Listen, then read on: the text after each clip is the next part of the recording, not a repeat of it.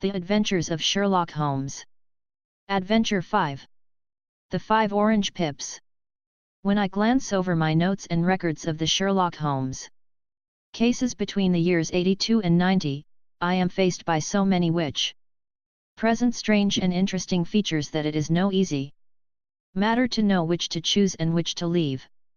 Some, however, have already gained publicity through the papers, and others have not offered a field for those peculiar qualities which my friend possessed in so high a degree, and which it is the object of these papers to illustrate.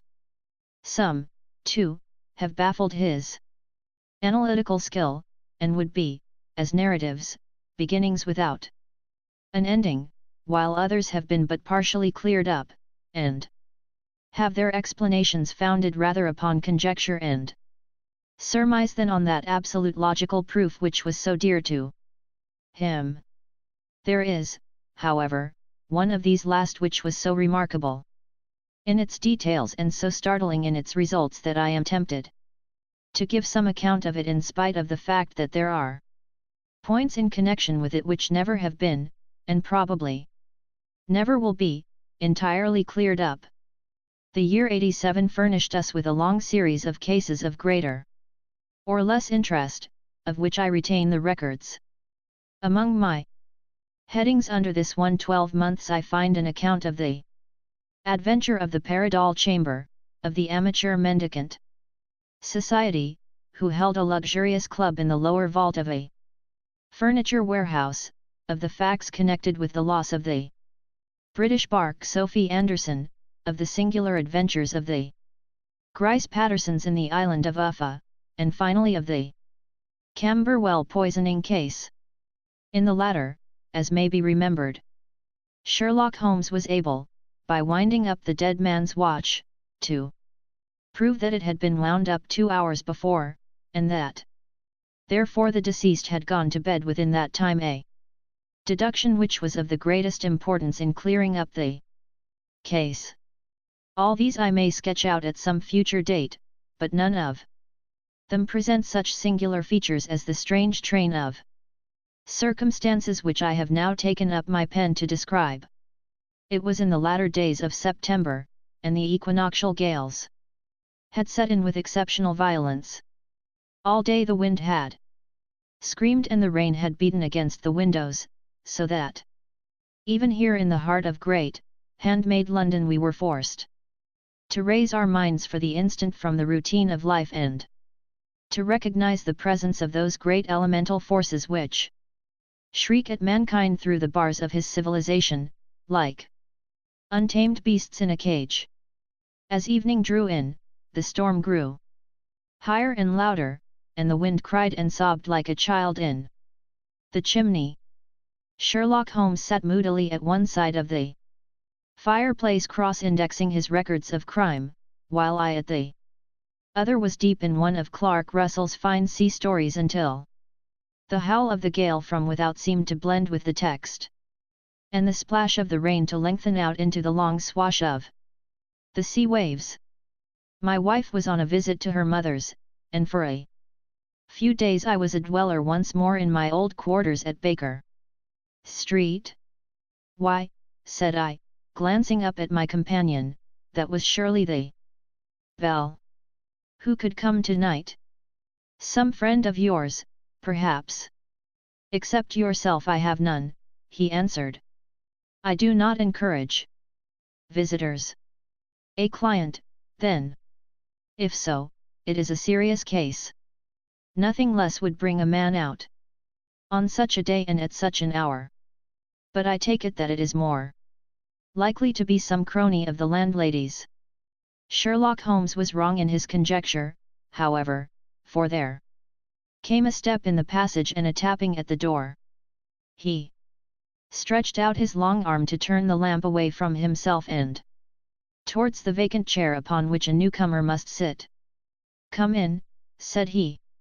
The man who entered was young, some 22 at the outside, well-groomed and trimly clad, with something of refinement and delicacy in his bearing. The streaming umbrella which he held in his hand, and his long shining waterproof told of the fierce weather through which he had come. He looked about him anxiously in the glare of the lamp, and I could see that his face was pale and his eyes heavy, like those of a man who is weighed down with some great anxiety. "I owe you an apology," he said, raising his golden pince-nez to his eyes. "I trust that I am not intruding. I fear that I have brought some traces of the storm and rain into your snug chamber." "Give me your coat and umbrella," said Holmes. "They may rest here on the hook and will be dry presently."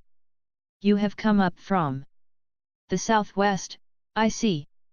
"Yes, from Horsham. That clay and chalk mixture which I see upon your toe caps is quite distinctive. I have come for advice.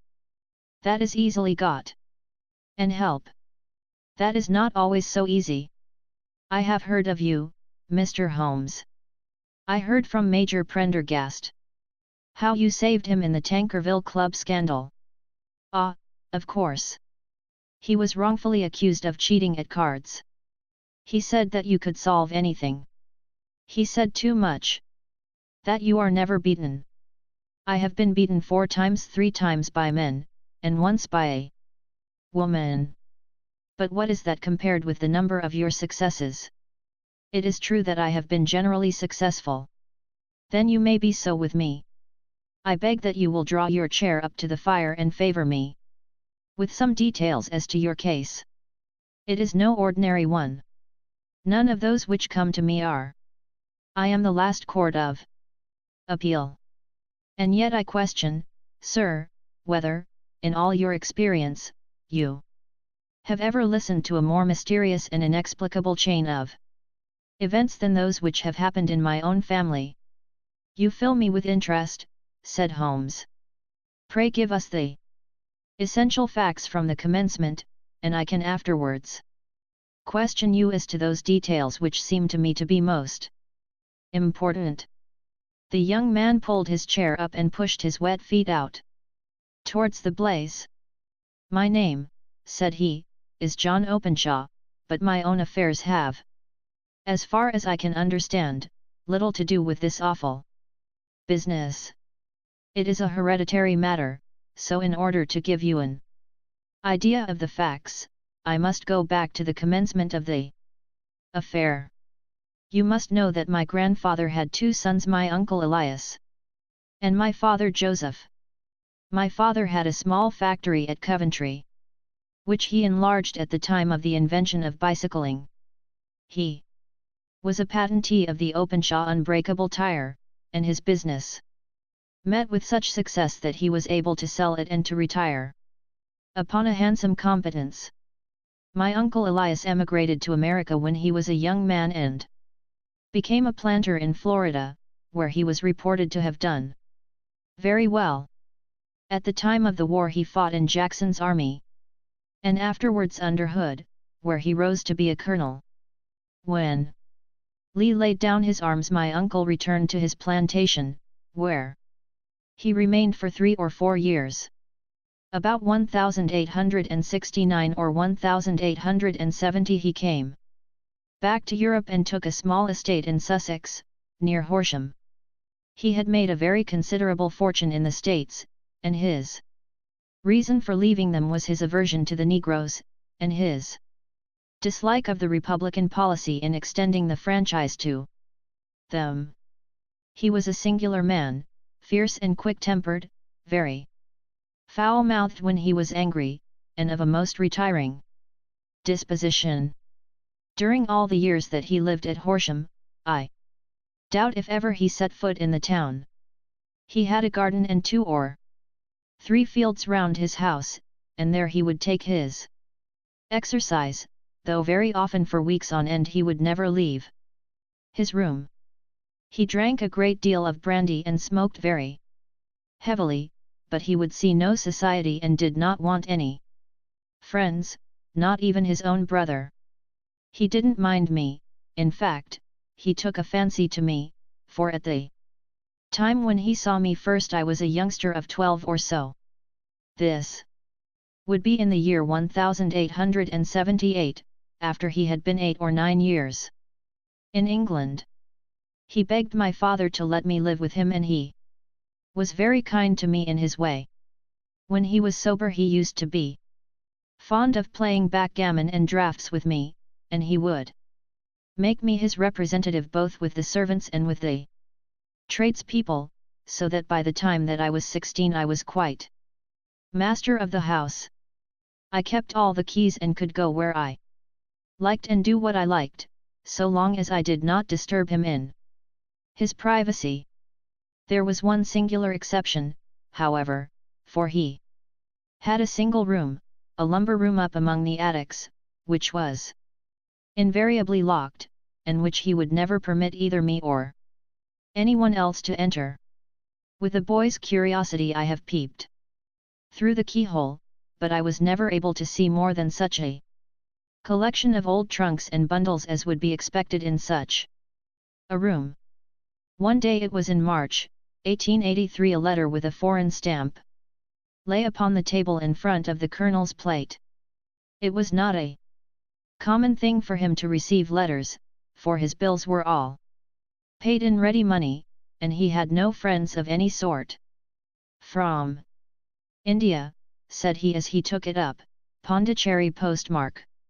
What can this be?" Opening it hurriedly, out there jumped 5 little dried orange pips, which pattered down upon his plate. I began to laugh at this, but the laugh was struck from my lips at the sight of his face. His lip had fallen, his eyes were protruding, his skin the color of putty, and he glared at the envelope which he still held in his trembling hand. "KKK!" he shrieked, and then, my God, my sins have overtaken me." "What is it, uncle?" I cried.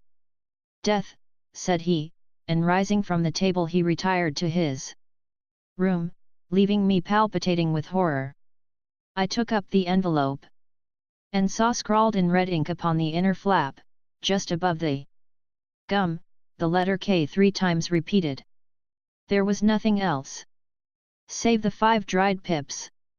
What could be the reason of his overpowering terror? I left the breakfast table, and as I ascended the stair I met him coming down with an old rusty key, which must have belonged to the attic, in one hand, and a small brass box, like a cash box, in the other. "They may do what they like, but I'll checkmate them still," said he with an oath. "Tell Mary that I shall want a fire in my room today, and send down to Fordham, the Horsham lawyer." I did as he ordered, and when the lawyer arrived I was asked to step up to the room. The fire was burning brightly, and in the grate there was a mass of black, fluffy ashes, as of burned paper, while the brass box stood open and empty beside it. As I glanced at the box I noticed, with a start, that upon the lid was printed the treble K which I had read in the morning upon the envelope. "I wish you, John," said my uncle, "to witness my will. I leave my estate, with all its advantages and all its disadvantages, to my brother, your father, whence it will, no doubt, descend to you. If you can enjoy it in peace, well and good. If you find you cannot, take my advice, my boy, and leave it to your deadliest enemy. I am sorry to give you such a two-edged thing, but I can't say what turn things are going to take. Kindly sign the paper where Mr. Fordham shows you." I signed the paper as directed, and the lawyer took it away with him. The singular incident made, as you may think, the deepest impression upon me, and I pondered over it and turned it every way in my mind without being able to make anything of it. Yet I could not shake off the vague feeling of dread which it left behind, though the sensation grew less keen as the weeks passed, and nothing happened to disturb the usual routine of our lives. I could see a change in my uncle, however. He drank more than ever. And he was less inclined for any sort of society. Most of his time he would spend in his room, with the door locked upon the inside, but sometimes he would emerge in a sort of drunken frenzy, and would burst out of the house and tear about the garden with a revolver in his hand, screaming out that he was afraid of no man, and that he was not to be cooped up, like a sheep in a pen, by man or devil. When these hot fits were over, however, he would rush tumultuously in at the door and lock and bar it behind him, like a man who can brazen it out no longer against the terror which lies at the roots of his soul. At such times I have seen his face, even on a cold day, glisten with moisture, as though it were new raised from a basin.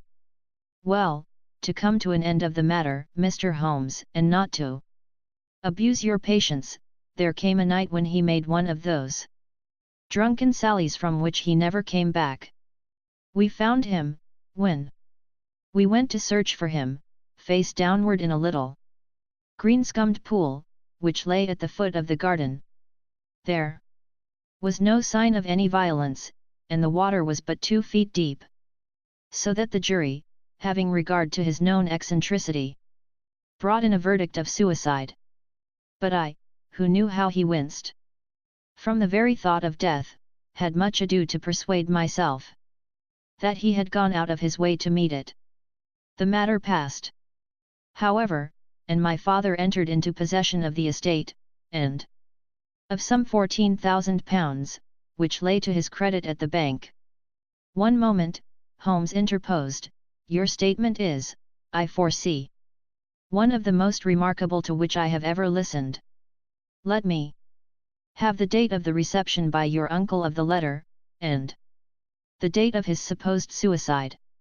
The letter arrived on March 10, 1883. His death was 7 weeks later, upon the night of May 2 ND. Thank you. Pray proceed. When my father took over the Horsham property, he, at my request, made a careful examination of the attic, which had been always locked up. We found the brass box there, although its contents had been destroyed. On the inside of the cover was a paper label, with the initials of KKK repeated upon it, and letters, memoranda, receipts, and a register written beneath. These, we presume, indicated the nature of the papers which had been destroyed by Colonel Openshaw. For the rest, there was nothing of much importance in the attic save a great many scattered papers and notebooks bearing upon my uncle's life in America. Some of them were of the wartime and showed that he had done his duty well and had borne the repute of a brave soldier.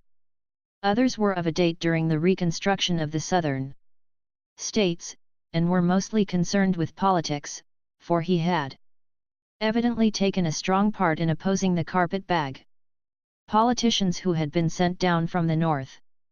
Well, it was the beginning of '84 when my father came to live at Horsham, and all went as well as possible with us until the January of '85. On the 4th day after the New Year I heard my father give a sharp cry of surprise as we sat together at the breakfast table. There he was, sitting with a newly opened envelope in one hand and 5 dried orange pips in the outstretched palm of the other one. He had always laughed at what he called my cock and bull story about the colonel, but he looked very scared and puzzled now that the same thing had come upon himself. Why, what on earth does this mean, John? He stammered. My heart had turned to lead. It is KKK, said I. He looked inside the envelope. So it is, he cried. Here are the very letters. But what is this written above them? Put the papers on the sundial, I read, peeping over his shoulder. What papers? What sundial? He asked. The sundial in the garden. There is no other, said I, but the papers must be those that are destroyed. Pooh, said he, gripping hard at his courage. "We are in a civilized land here, and we can't have tomfoolery of this kind. Where does the thing come from?" "From Dundee," I answered, glancing at the postmark. "Some preposterous practical joke," said he. "What have I to do with sundials and papers? I shall take no notice of such nonsense." "I should certainly speak to the police," I said. "And be laughed at for my pains." "Nothing of the sort." "Then let me do so." "No, I forbid you. I won't have a fuss made about such nonsense." It was in vain to argue with him, for he was a very obstinate man. I went about, however, with a heart which was full of forebodings. On the third day after the coming of the letter my father went from home to visit an old friend of his, Major Freebody, who is in command of one of the forts upon Portsdown Hill. I was glad that he should go, for it seemed to me that he was farther from danger when he was away from home. In that, however, I was in error. Upon the second day of his absence I received a telegram from the Major, imploring me to come at once. My father had fallen over one of the deep chalk pits which abound in the neighborhood, and was lying senseless, with a shattered skull. I hurried to him, but he passed away without having ever recovered his consciousness. He had, as it appears, been returning from Fareham in the twilight, and as the country was unknown to him, and the chalk pit unfenced, the jury had no hesitation in bringing in a verdict of death from accidental causes. Carefully as I examined every fact connected with his death, I was unable to find anything which could suggest the idea of murder. There were no signs of violence, no footmarks, no robbery, no record of strangers having been seen upon the roads. And yet I need not tell you that my mind was far from at ease, and that I was well nigh certain that some foul plot had been woven round him. In this sinister way I came into my inheritance. You will ask me why I did not dispose of it. I answer, because I was well convinced that our troubles were in some way dependent upon an incident in my uncle's life, and that the danger would be as pressing in one house as in another. It was in January, '85, that my poor father met his end, and 2 years and 8 months have elapsed since then. During that time, I have lived happily at Horsham, and I had begun to hope that this curse had passed away from the family, and that it had ended with the last generation. I had begun to take comfort too soon. However, yesterday morning the blow fell in the very shape in which it had come upon my father. The young man took from his waistcoat a crumpled envelope, and turning to the table he shook out upon it 5 little dried orange pips. "This is the envelope," he continued. "The postmark is London Eastern Division. Within are the very words which were upon my father's last message, KKK, and then put the papers on the sundial." "What have you done?" asked Holmes. "Nothing. Nothing. To tell the truth, he sank his face into his thin, white hands. I have felt helpless. I have felt like one of those poor rabbits when the snake is writhing towards it. I seem to be in the grasp of some resistless, inexorable evil, which no foresight and no precautions can guard against." "Tut! Tut!" cried Sherlock Holmes. "You must act, man, or you are lost. Nothing but energy can save you. This is no time for despair. I have seen the police. Ah! But they listened to my story with a smile. I am convinced that the inspector has formed the opinion that the letters are all practical jokes, and that the deaths of my relations were really accidents, as the jury stated, and were not to be connected with the warnings Holmes shook his clenched hands in the air. Incredible imbecility, he cried. They have, however, allowed me a policeman, who may remain in the house with me. Has he come with you tonight? No. His orders were to stay in the house. Again Holmes raved in the air. Why did you come to me? He cried, and, above all, why did you not come at once? I did not know. It was only today that I spoke to Major Prendergast about my troubles and was advised by him to come to you. It is really 2 days since you had the letter. We should have acted before this. You have no further evidence, I suppose, then. That which you have placed before us, no suggestive detail which might help us. There is one thing, said John Openshaw. He rummaged in his coat pocket, and, drawing out a piece of discolored, blue-tinted paper, he laid it out upon the table. I have some remembrance, said he, that on the day when my uncle burned the papers I observed that the small, unburned margins which lay amid the ashes were of this particular color. I found this single sheet upon the floor of his room, and I am inclined to think that it may be one of the papers which has, perhaps, fluttered out from among the others, and in that way has escaped destruction. Beyond the mention of pips, I do not see that it helps us much. I think myself that it is a page from some private diary. The writing is undoubtedly my uncle's. Holmes moved the lamp, and we both bent over the sheet of paper, which showed by its ragged edge that it had indeed been torn from a book. It was headed, March, 1869, and beneath were the following enigmatical notices. 4th Hudson came. Same old platform. 7th set the pips on Macaulay, Paramore, and John Swain, of St. Augustine. 9th Macaulay cleared. 10th John Swain cleared. 12th visited Paramore. All well. Thank you, said Holmes, folding up the paper and returning it to our visitor. And now you must on no account lose another instant. We cannot spare time even to discuss what you have told me. You must get home instantly and act. What shall I do? There is but one thing to do. It must be done at once. You must put this piece of paper which you have shown us into the brass box which you have described. You must also put in a note to say that all the other papers were burned by your uncle, and that this is the only one which remains. You must assert that in such words as will carry conviction with them. Having done this, you must at once put the box out upon the sundial, as directed. 2. You understand? Entirely.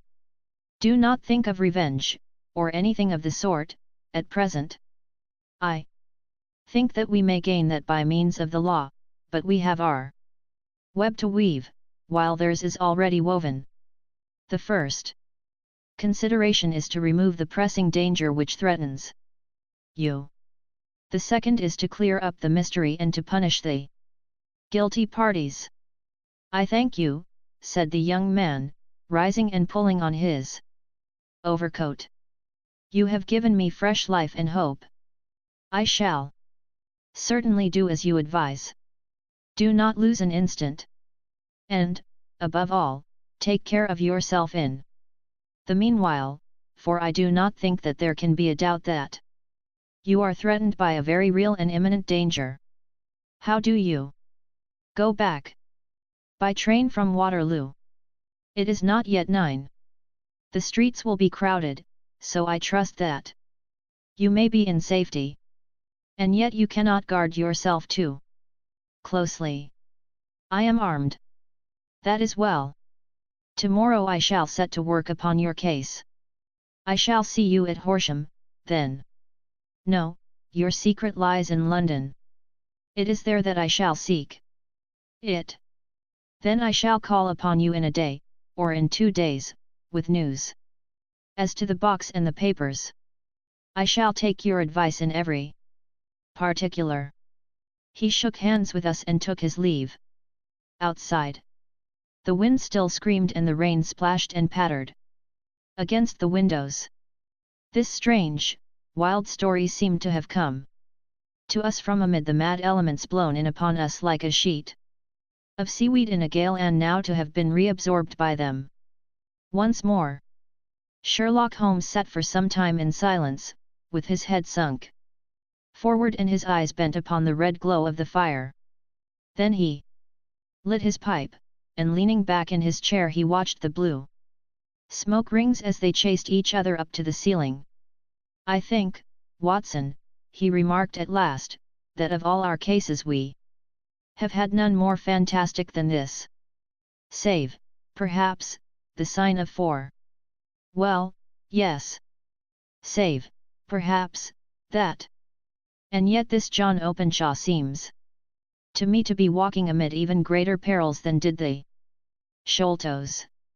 But have you, I asked, formed any definite conception as to what these perils are? There can be no question as to their nature, he answered.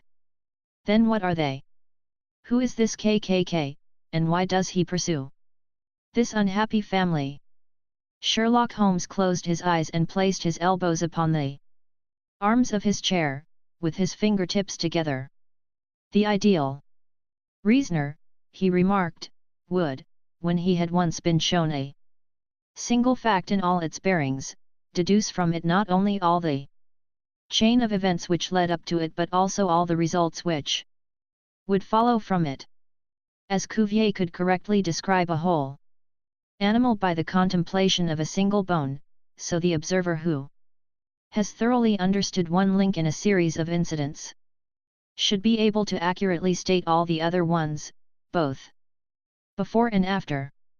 We have not yet grasped the results which the reason alone can attain to. Problems may be solved in the study which have baffled all those who have sought a solution by the aid of their senses. To carry the art, however, to its highest pitch, it is necessary that the reasoner should be able to utilize all the facts which have come to his knowledge, and this in itself implies, as you will readily see, a possession of all knowledge, which, even in these days of free education and encyclopedias, is a somewhat rare accomplishment. It is not so impossible, however, that a man should possess all knowledge which is likely to be useful to him in his work, and this I have endeavored in my case to do.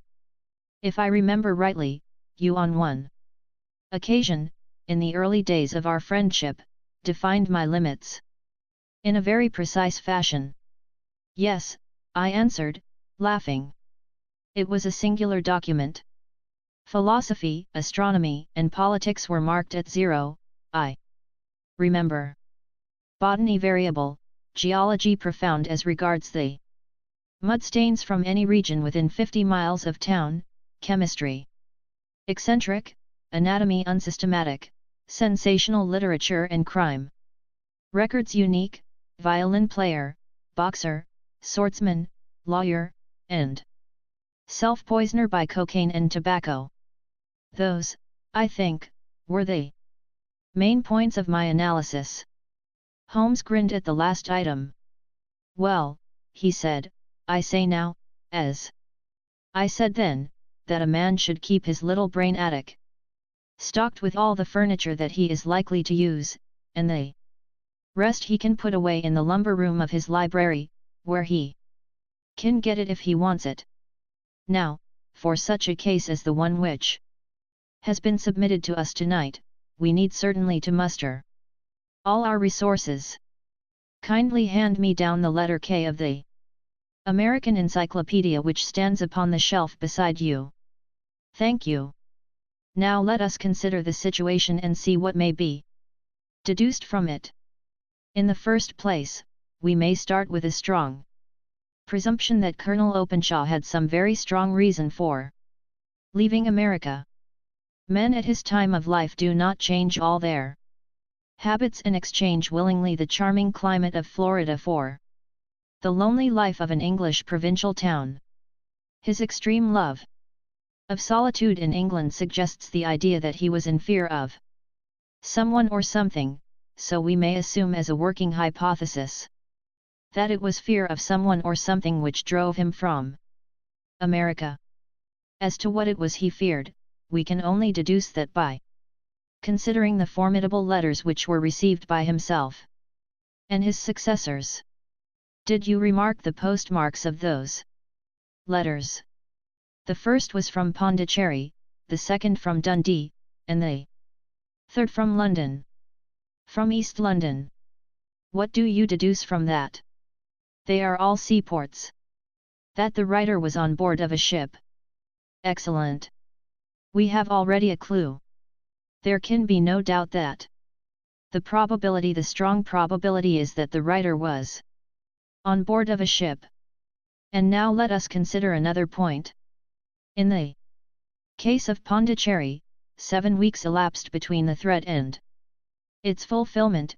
In Dundee it was only some 3 or 4 days. Does that suggest anything? A greater distance to travel. But the letter had also a greater distance to come. Then I do not see the point. There is at least a presumption that the vessel in which the man or men are is a sailing ship. It looks as if they always send their singular warning or token before them when starting upon their mission. You see how quickly the deed followed the sign. When it came from Dundee. If they had come from Pondicherry in a steamer they would have arrived almost as soon as their letter. But, as a matter of fact, 7 weeks elapsed. I think that those 7 weeks represented the difference between the mailboat which brought the letter and the sailing vessel which brought the writer. It is possible. More than that. It is probable. And now you see the deadly urgency of this new case, and why I urged young Openshaw to caution. The blow has always fallen at the end of the time which it would take the senders to travel the distance. But this one comes from London, and therefore we cannot count upon delay. Good God! I cried. What can it mean, this relentless persecution? The papers which Openshaw carried are obviously of vital importance to the person or persons in the sailing ship. I think that it is quite clear that there must be more than one of them. A single man could not have carried out 2 deaths in such a way as to deceive a coroner's jury. There must have been several in it, and they must have been men of resource and determination. Their papers they mean to have, be the holder of them who it may. In this way UCKKK ceases to be the initials of an individual and becomes the badge of a society. But of what society? Have you never, said Sherlock Holmes, bending forward and sinking his voice, have you never heard of the Ku Klux Klan? I never have. Holmes turned over the leaves of the book upon his knee. Here it is, said he presently. Ku Klux Klan. A name derived from the fanciful resemblance to the sound produced by cocking a rifle. This terrible secret society was formed by some ex-Confederate soldiers in the Southern states after the Civil War, and it rapidly formed local branches in different parts of the country, notably in Tennessee, Louisiana, the Carolinas, Georgia, and Florida. Its power was used for political purposes, principally for the terrorizing of the Negro voters and the murdering and driving from the country of those who were opposed to its views. Its outrages were usually preceded by a warning sent to the marked man in some fantastic but generally recognized shape, a sprig of oak leaves in some parts, melon seeds, or orange pips in others. On receiving this, the victim might either openly abjure his former ways, or might fly from the country. If he braved the matter out, death would unfailingly come upon him, and usually in some strange and unforeseen manner. So perfect was the organization of the society, and so systematic its methods, that there is hardly a case upon record where any man succeeded in braving it with impunity, or in which any of its outrages were traced home to the perpetrators. For some years the organization flourished in spite of the efforts of the United States government and of the better classes of the community in the South. Eventually, in the year 1869, the movement rather suddenly collapsed, although there have been sporadic outbreaks of the same sort since that date. You will observe, said Holmes, laying down the volume, that the sudden breaking up of the society was coincident with the disappearance of Openshaw from America with their papers. It may well have been cause and effect. It is no wonder that he and his family have some of the more implacable spirits upon their track. You can understand that this register and diary may implicate some of the first men in the South, and that there may be many who will not sleep easy at night until it is recovered. Then the page we have seen is such as we might expect. It ran, if I remember right, sent the pips to A, B, and C, that is, sent the society's warning to them. Then there are successive entries that A and B cleared, or left the country, and finally that C was visited, with, I fear, a sinister result for C. Well, I think, Doctor, that we may let some light into this dark place, and I believe that the only chance young Openshaw has in the meantime is to do what I have told him. There is nothing more to be said or to be done tonight, so hand me over my violin and let us try to forget for half an hour the miserable weather and the still more miserable ways of our fellow men. It had cleared in the morning, and the sun was shining with a subdued brightness through the dim veil which hangs over the great city. Sherlock Holmes was already at breakfast when I came down. You will excuse me for not waiting for you, said he. I foresee a very busy day before me in looking into this case of young Openshaw's. What steps will you take? I asked. It will very much depend upon the results of my first inquiries. I may have to go down to Horsham, after all. You will not go there first? No, I shall commence with the city. Just ring the bell and the maid will bring up your coffee. As I waited, I lifted the unopened newspaper from the table and glanced my eye over it. It rested upon a heading which sent a chill to my heart. Holmes, I cried, you are too late.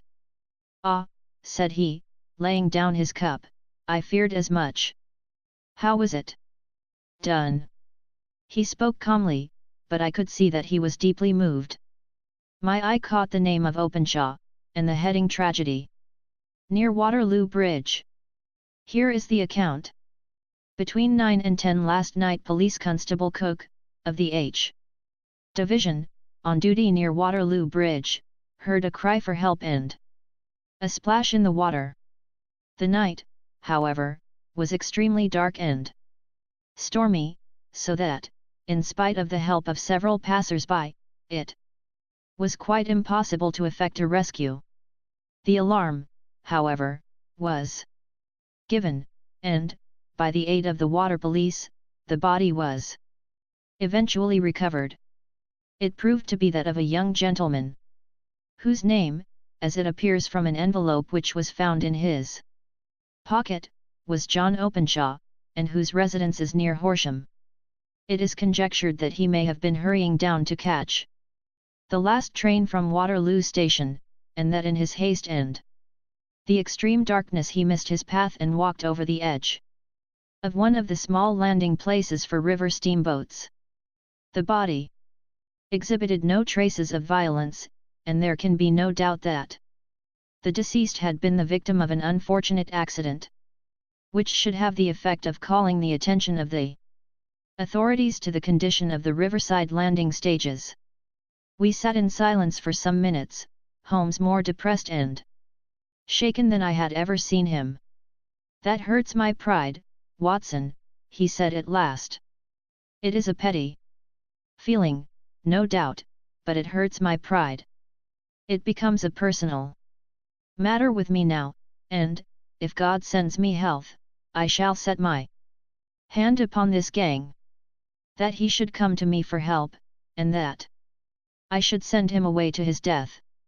He sprang from his chair and paced about the room in uncontrollable agitation, with a flush upon his sallow cheeks and a nervous clasping and unclasping of his long thin hands. "They must be cunning devils," he exclaimed at last. "How could they have decoyed him down there? The embankment is not on the direct line to the station. The bridge, no doubt, was too crowded, even on such a night, for their purpose. Well, Watson, we shall see who will win in the long run. I am going out now. To the police. No, I shall be my own police. When I have spun the web they may take the flies, but not before.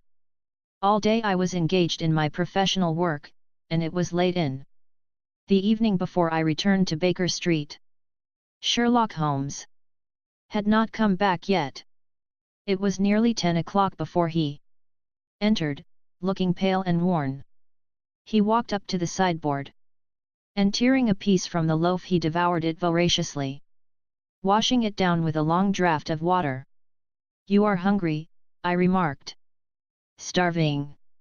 It had escaped my memory. "I have had nothing since breakfast." "Nothing?" "Not a bite. I had no time to think of it." "And how have you succeeded?" "Well, you have a clue." "I have them in the hollow of my hand. Young Openshaw shall not long remain unavenged." "Why, Watson, let us put their own devilish trademark upon them.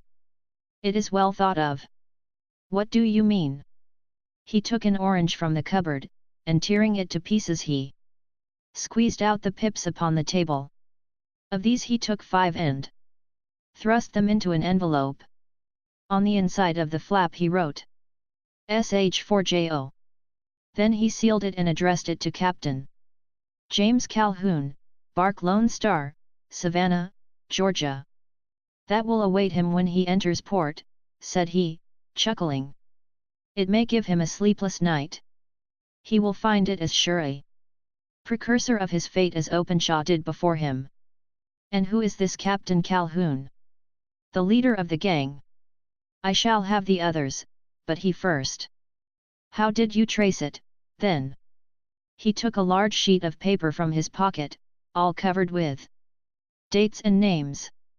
"I have spent the whole day," said he, "over Lloyd's registers and files of the old papers, following the future career of every vessel which touched at Pondicherry in January and February in '83. There were 36 ships of fair tonnage which were reported there during those months. Of these, one, the Lone Star, instantly attracted my attention, since, although it was reported as having cleared from London, the name is that which is given to one of the states of the Union. Texas, I think. I was not and am not sure which, but I knew that the ship must have an American origin." "What then?" "I searched the Dundee records, and when I found that the bark Lone Star was there in January, '85, my suspicion became a certainty. I then inquired as to the vessels which lay at present in the port of London." "Yes. The Lone Star had arrived here last week. I went down to the Albert Dock and found that she had been taken down the river by the early tide this morning, homeward bound to Savannah.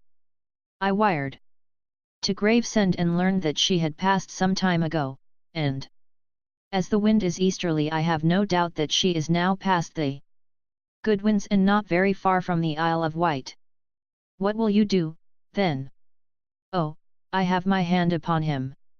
He and the 2 mates are, as I learn, the only native-born Americans in the ship. The others are Finns and Germans. I know, also, that they were all three away from the ship last night. I had it from the stevedore who has been loading their cargo. By the time that their sailing ship reaches Savannah, the mailboat will have carried this letter, and the cable will have informed the police of Savannah that these three gentlemen are badly wanted here upon a charge of murder. There is ever a flaw, however, in the best laid of human plans. And the murderers of John Openshaw were never to receive the orange pips which would show them that another, as cunning and as resolute as themselves, was upon their track. Very long and very severe were the equinoctial gales that year. We waited long for news of the Lone Star of Savannah, but none ever reached us. We did at last hear that somewhere far out in the Atlantic a shattered stern post of a boat was seen swinging in the trough of a wave, with the letters LS carved upon it, and that is all which we shall ever know of the fate of the Lone Star.